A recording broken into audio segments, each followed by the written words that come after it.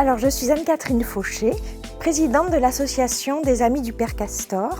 L'Association des Amis du Père Castor, ça vous dit peut-être quelque chose? Ça vous rappelle peut-être quelque chose ou quelqu'un? Le Père Castor.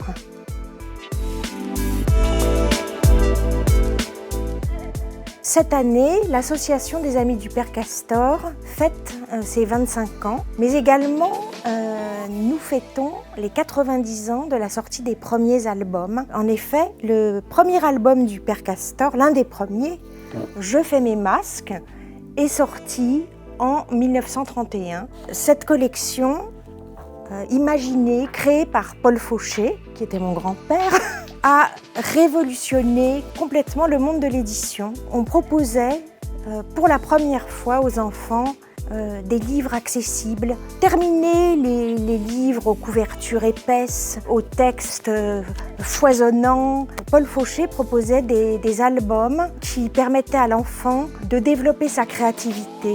Comme je vous l'ai dit, l'association fête ses 25 ans. Elle a été créée en 1996 par François Fauché, fils de Paul et Lida Fauché. C'était un projet extraordinaire puisque l'association avait pour projet de préserver l'héritage éditorial du Père Castor, de créer également un lieu de lecture pour les enfants et de réunir les archives qui avaient été conservées par Paul Fauché et par François Fauché. En 2006, la médiathèque a été créée, bâtie. Il y a une salle de lecture, une salle de conte, mais il y a aussi une salle qui renferme des archives extraordinaires de Paul Fauché qui datent de 1921 jusqu'à 1996, date de départ en retraite de François. Parmi ces archives,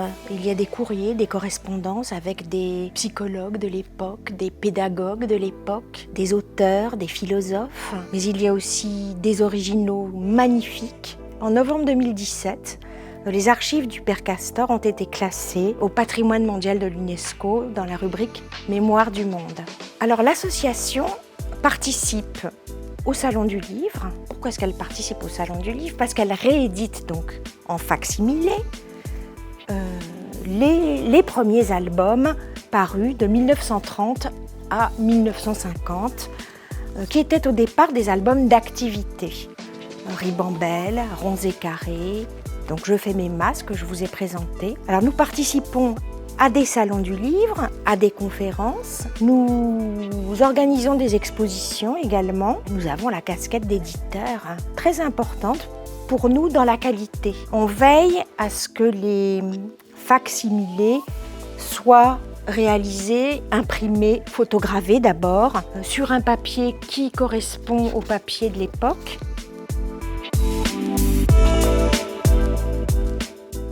Cette année, donc, 90 ans du Père Castor, 25 ans de l'association, nous avons sorti un album sur Rojan, qui était un artiste phare du Père Castor, qui était né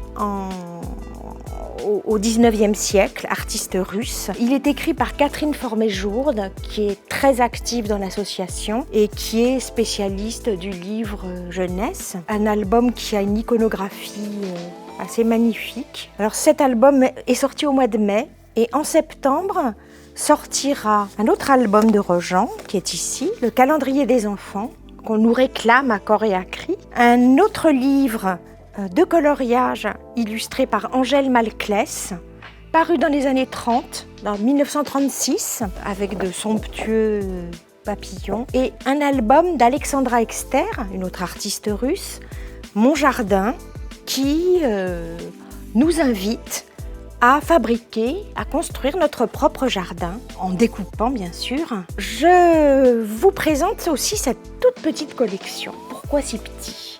Eh bien, cette collection est sortie dans les années 40, pendant la Seconde Guerre mondiale. Et à l'époque, il n'y avait plus de papier. Mais le Père Castor voulait continuer à publier pour les enfants, d'où le format qui est de 15 sur 18 cm. Je voudrais juste Signaler que tous nos ouvrages sont imprimés en France, soit en Corrèze, en Haute-Vienne, mais également à Montreuil, à côté de Paris, avec des imprimeurs de grande qualité et qui s'investissent énormément dans cette belle aventure.